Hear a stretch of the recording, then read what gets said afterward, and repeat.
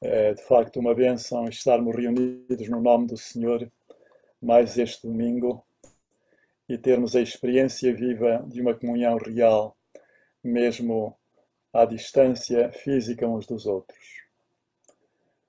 Nesta minha última mensagem como pastor em exercício da nossa Igreja, eu desejaria tomar para meditação nossa este tema, a bênção de ser biblicamente cristão. E eu quero convidar-vos a acompanhar-me na leitura do capítulo 13 da primeira carta aos Coríntios, que é de facto uma mensagem tremenda da graça divina em termos da coisa maior que rege a nossa vida, e é o amor.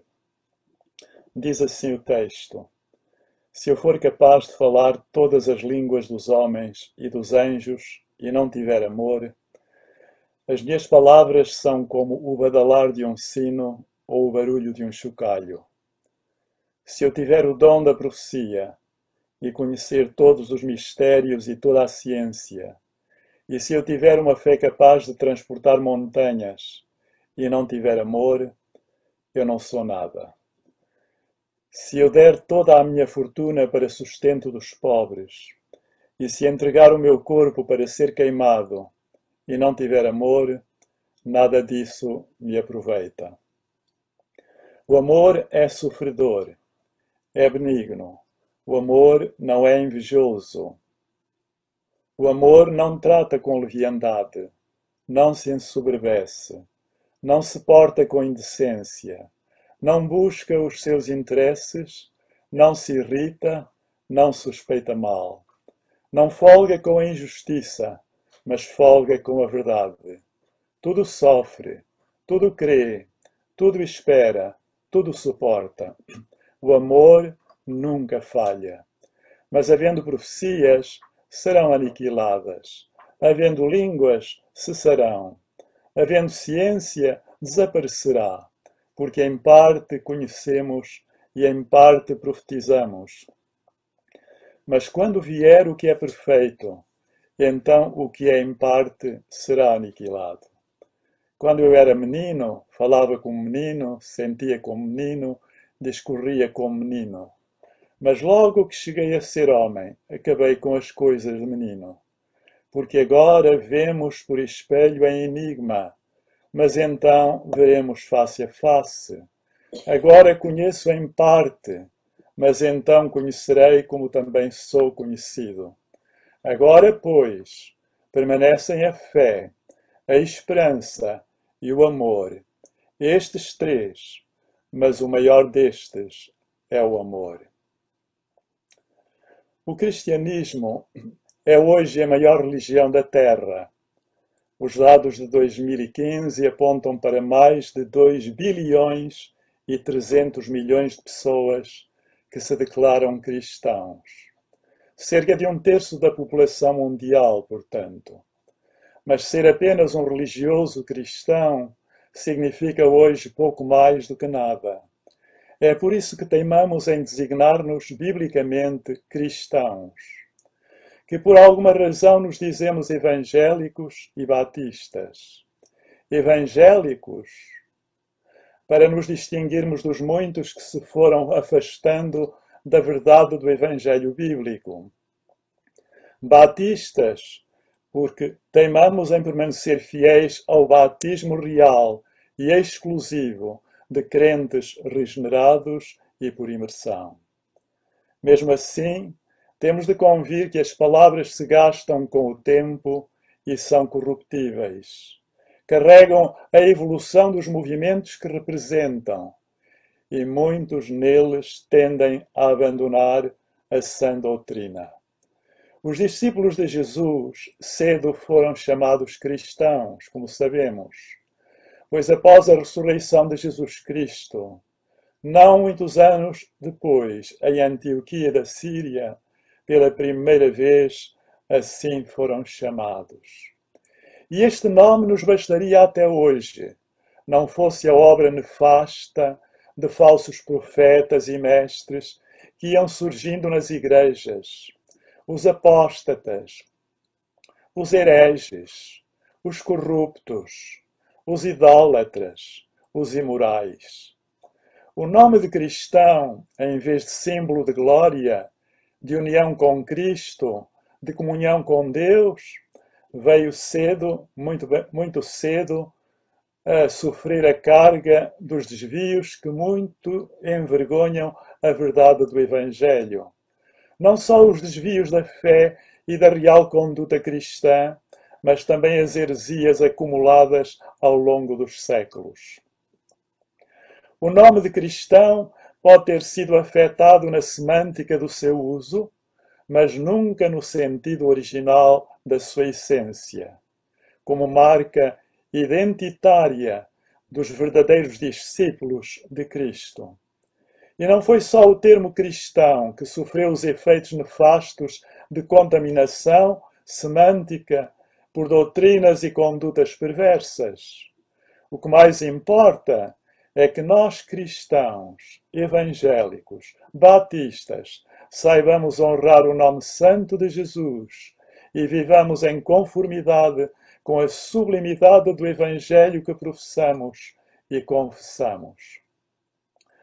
Onde a pureza do Evangelho se exalta, mais difícil é vingarem as ervas daninhas do mal. Mas temos de ser vigilantes, pois, como diz o povo, no melhor pano cai a nódoa. A bênção de ser biblicamente cristão só a tem quem é um real discípulo de Cristo em todas as áreas do seu viver, um verdadeiro imitador de Cristo. E que bênção, irmãos, é a mensagem de 1 Coríntios 13, para nós hoje também. O seu tema central é o amor. Deus é amor. E amor é a descrição mais profunda e simples do caráter cristão. Mas faltava amor em Corinto, como em muitas igrejas do Senhor Jesus ainda o falta hoje. O amor é o caminho mais excelente, diz o último versículo do capítulo 12 desta carta. É o caminho mais excelente da vida cristã. O único caminho em que os dons do Espírito Santo se realizam com poder. Só o fruto do Espírito alimenta a vida de quem exerce os seus dons para a glória de Deus. E o fruto do Espírito Santo resume-se numa palavra: amor. Não, obviamente, um amor qualquer, mas o amor que Deus é, o amor que Deus inspira em cada um de nós. Agape amor, era um termo muito pouco usado na literatura grega, desde as suas origens, desde quase milénio e meio até à vinda de nosso Senhor Jesus Cristo. Muito pouco usado em milhares de obras literárias da literatura grega, mas é de longe o mais comum no Novo Testamento, 116 vezes. Termo que nada tinha a ver com amor romântico ou erótico, nem era por norma usado para expressar um mero sentimento de amizade ou caridade cristã, embora também. O amor ágape, o amor que em tudo se inspira no amor de Deus, é acima de tudo amor sacrificial. O amor que se sacrifica por amor dos outros, mesmo aqueles que não querem saber de nós, que até nos odeiam e perseguem.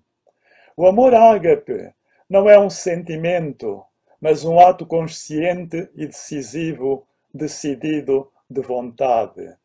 É o desejo sincero de pôr o bem-estar dos outros acima do nosso, de orar até por quem nos maltrata e persegue, como nos ensina o Senhor Jesus na sua palavra, quando diz que nos amou até ao fim, que amou os seus discípulos até ao fim. Temos isso em João, capítulo 13, versículo 1. Isto é, até aos limites do amor, de si mesmo, do amor. O amor com que nos amou e quer que nos amemos uns aos outros, é um absoluto tão grande da vida cristã que chega a exortar-nos. Um novo mandamento vos dou, que vos ameis uns aos outros, que assim como eu vos amei, também vos ameis uns aos outros. E nisto todos conhecerão que sois meus discípulos, se tiverdes amor uns para com os outros. João capítulo 13, versículos 34 a 35. Tudo o que um crente no Senhor faz deve ser feito em amor. Diz-nos 1 Coríntios 16, versículo 14. Mas passemos a este grandioso hino de amor que temos aqui no capítulo 13 desta preciosa carta. No fundo, o amor é tudo. É isso que temos logo nos primeiros 3 versículos. O amor é um fator vital da nossa vida aqui e por toda a eternidade. É o amor que devemos cultivar acima de tudo, pois o amor é o elemento-chave dos 2 grandes mandamentos em que se realiza e cumpre toda a lei de Deus.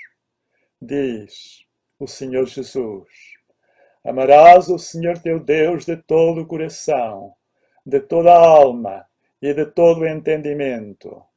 Este é o maior e o primeiro mandamento. E o segundo, semelhante a este, é: amarás o teu próximo como a ti mesmo. Evangelho segundo Mateus, capítulo 22, versículos 37 a 40. Vejam o que nos vai então dizendo este capítulo 13 de 1 Coríntios. Primeiro, que sem amor a eloquência é nada. Se eu falar as línguas dos homens e dos anjos e não tiver amor, as minhas palavras são como o badalar de um sino ou o barulho de um chocalho. Podemos ser os mais qualificados na arte da linguagem e ser até capazes de proferir sons divinos ou falar línguas de anjos, dos anjos. Mas sem amor, tudo isso é vão. O amor é uma graça divina que supera todos os dons. Segundo, sem amor, a profecia, o conhecimento e a fé são nada. Se eu tiver o dom da profecia e conhecer todos os mistérios e toda a ciência, se tiver uma fé capaz de transportar montanhas e não tiver amor, eu não sou nada. Podemos ter o maior de todos os dons, o dom de declarar profeticamente a palavra de Deus com grande eloquência, mas sem amor o fracasso será fatal aos olhos de Deus. E se o dom da profecia é nada sem amor, ter grandes conhecimentos, dominar a ciência e a sabedoria humanas, de pouco ou nada valerá. Será mais poderoso o testemunho humilde de um simples servo de Deus sem cultura, mas com o coração cheio de bondade, que o discurso mais nutrido de saber humano, sem o amor e o temor de Deus. Nem mesmo a fé, por mais amadurecida que seja, nos valerá, se não tivermos a alma impregnada de amor. Jonas tinha uma grande fé. Fé bastante para finalmente obedecer a Deus e seguir para Nínive. Mas o que ele não queria era que aqueles malditos ninivitas respondessem à palavra, se arrependessem e fossem salvos. Faltava-lhes o amor, a piedade e a compaixão, apesar de uma grande fé. Em terceiro lugar, nós vemos que sem amor, a caridade e o martírio são nada. Se eu der toda a minha fortuna para sustento dos pobres, e se entregar o meu corpo para ser queimado, e não tiver amor, nada disso me aproveita.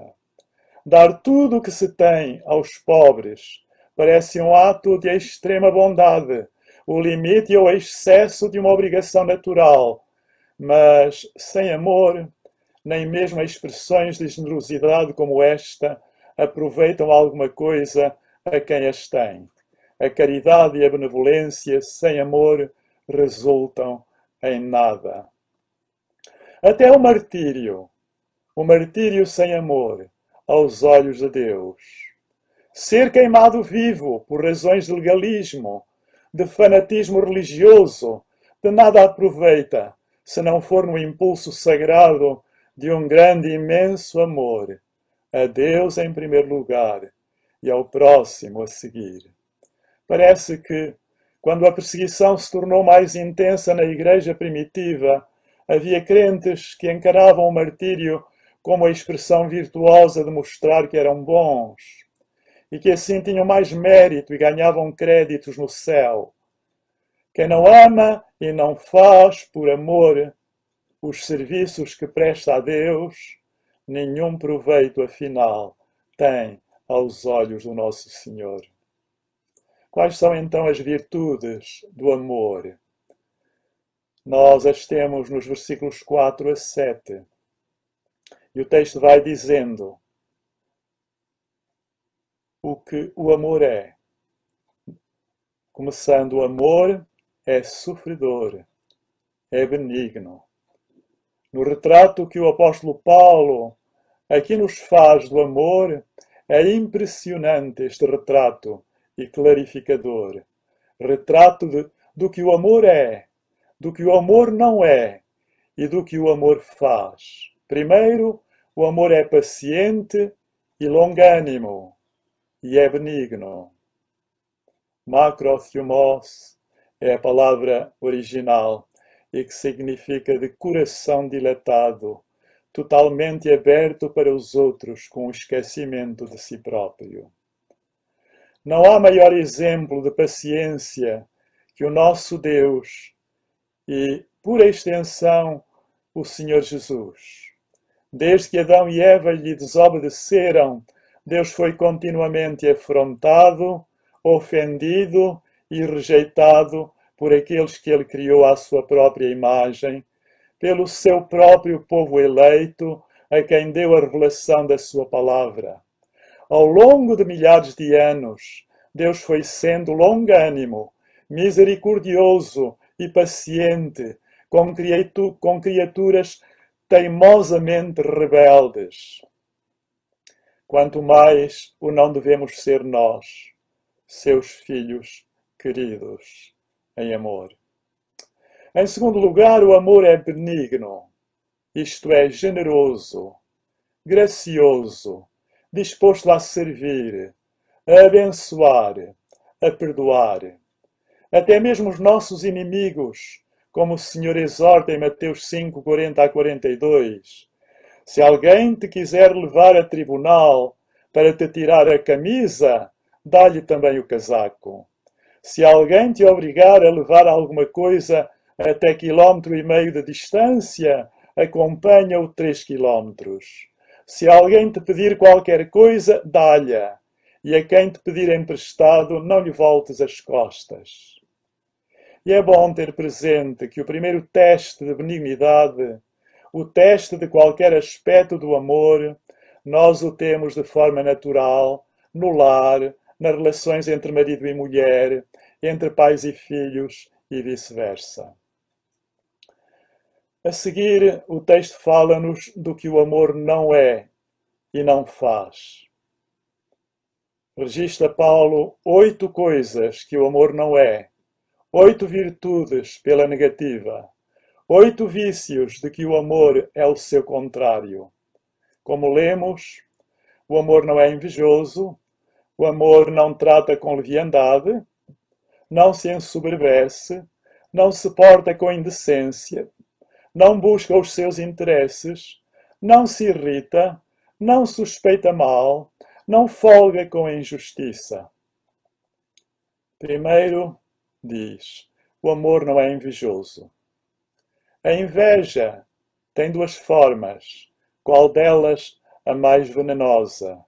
Inveja é querer o que a outra pessoa tem, ou ter mais e melhor do que ela. Mas é também desejar mal a essa pessoa. A inveja é altamente lesiva e venenosa. Foi esse o grande pecado de Caim ao causar a morte do seu irmão Abel. Foi esse o pecado dos irmãos de José ao amaldiçoarem-no e venderem-no como um escravo. Foi esse o pecado que atirou Daniel para a cova dos leões. O amor, a seguir, diz, não trata com leviandade. Quer dizer, é a antítese da arrogância e da vanglória. Pois quem ama tem a humildade de reconhecer que jamais consegue dar a quem ama uma oferta à medida da sua grandeza. Fica sempre aquém. O amor não se ensoberbece, pois a soberba, a sobranceria e a vaidade são a expressão mais elevada do egoísmo, a antítese da cortesia, da delicadeza e da urbanidade. O amor não se porta com indecência, isto é, em vez de dizer inconveniências e tratar o próximo com desconsideração, o amor cultiva a graciosidade, a cortesia e a delicadeza no trato. O amor, diz a seguir, não busca os seus interesses, isto é, não insiste em privilégios ou se bate por direitos que prejudiquem outros. Como lemos em Mateus 20, 28, o Filho do Homem não veio para ser servido, mas para servir. Ele que foi a encarnação perfeita do amor altruísta e da generosidade. O amor não se irrita, não suspeita mal, não folga com injustiça. Lemos depois. Por outras palavras, não reage à provocação, tempera os impulsos e a própria indignação, não guarda na memória o mal que lhe fizeram, abstém-se de julgar os outros, deixando isso com Deus, não se satisfaz com o mal dos outros, antes se alegra com os que se alegram e chora com os que choram. O amor nunca tira proveito do pecado de alguém ou sobre ele alimenta murmúrios. Muito menos tira proveito das fraquezas dos outros ou com elas se alegra. E o que faz? E o que mais faz o amor? Lemos da segunda parte do versículo 6 e o versículo 7. Depois de 8 qualidades negativas, de coisas que o amor não é nem faz, Paulo enuncia mais 5 virtudes positivas. O amor regozija-se na verdade, tudo sofre, tudo crê, tudo espera, tudo suporta. Podemos imaginar ou insinuar que Paulo está aqui a usar uma hipérbole e porventura um tanto será, mas a grande verdade aflora nesta mensagem. E como que em clímax, numa palavra magistral acrescenta, o amor nunca falha. Assim, como diz, o amor regozija-se em nós com a verdade, quando nos vê resistir à falsa doutrina, focar o nosso alvo no Senhor Jesus, que é o caminho, a verdade e a vida. Também quando a sua igreja anda na verdade, conforme lemos na terceira carta de João, versículo 4. Assim, o amor tudo sofre, tudo crê, espera e suporta, porque o amor é longânimo, empático, compassivo, misericordioso. Mas isso não significa que o amor justifique o pecado ou se comprometa com o erro. O amor avisa, o amor admoesta, o amor exorta, o amor corrige, o amor repreende, o amor censura, o amor disciplina. Mas sempre em amor. O amor não divulga falhas e pecados. Age com prudência e protege a pessoa. Promove o arrependimento, a confissão e o perdão. O amor sente a dor daqueles que ama e ajuda-os a carregar o fardo das consequências do seu pecado ou do seu erro. O amor tudo crê, porque não é desconfiado nem cínico. O amor cultiva a confiança e acredita na reparação da culpa. E onde há dúvida, é sempre preferível correr o risco de errar, dando o benefício da dúvida. O amor é o ponto da confiança, o porto seguro da confiança. E quando a confiança falha, a primeira reação do amor é a cura e a restauração. Não a humilhação e a condenação, mas a cura e a restauração. Como lemos em Gálatas 6:1. Meus irmãos, se alguém for apanhado em alguma falta, aqueles que têm o Espírito de Deus, levem-no com mansidão ao bom caminho. Levem-no com mansidão ao bom caminho. Diz a seguir, o amor espera e suporta todas as coisas. Mesmo quando parece não haver mais esperança de recuperação, o amor não desarma, o amor não desiste. Enquanto houver vida, o amor não perde a esperança. O amor, enfim, tudo suporta, mesmo que seja elevado o preço a pagar. O verdadeiro amor nunca deixa de amar. E assim chegamos aos versículos 8 a 13, que nos falam da supremacia do amor. Como vimos, os dons são temporários, parciais e básicos. E tão factual é isto que Paulo repete estes mesmos temas nos versículos 8 a 10. Diz enfaticamente o texto, havendo profecias, serão aniquiladas, havendo línguas, cessarão, havendo ciência, desaparecerá, porque em parte conhecemos e em parte profetizamos, mas quando vier o que é perfeito, então o que o é em parte será aniquilado. O que é perfeito, irmãos, é o eterno. E o nosso estado final de glória com Deus no céu, isso é perfeito. E então nunca mais vamos precisar de pregação, nem de ensino, nem de profecia, nem de interpretação. Nem sequer a Bíblia nos será necessária. Ela cumpriu de vez a sua função. Assim, o amor é permanente, é completo e é perfeito, dizem-nos os versículos 11 e 12. Na nossa vida terrena, acrescenta Paulo, nós crentes somos comparados a crianças que veem as coisas como num espelho e de maneira confusa, e não ignoramos que os espelhos na altura eram feitos de metal e a figura que transmitiam era sempre irregular. Mesmo com a palavra de Deus completa e a iluminação do seu Espírito, enfim, nós, nesta vida, somos como crianças, num espelho, como vendo-nos no espelho e de maneira confusa. E por isso mesmo haveremos de ter a humildade de reconhecer as nossas limitações para compreender também melhor os outros, mesmo nos seus erros e nos seus pecados. Apenas conhecemos em parte. O nosso conhecimento é imperfeito, mas quando entrarmos na presença do Senhor, nós o veremos face a face. Nós conheceremos como por Ele somos conhecidos. E diz o versículo 13, o amor é eterno.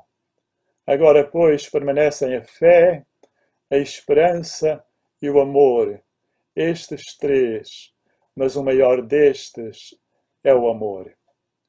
Das três maiores virtudes espirituais, chamadas virtudes teologais, fé, amor, esperança, ou fé, esperança e amor, como aqui se nos diz, a fé e a esperança são rodeadas pelo amor, que crê todas as coisas e espera todas as coisas.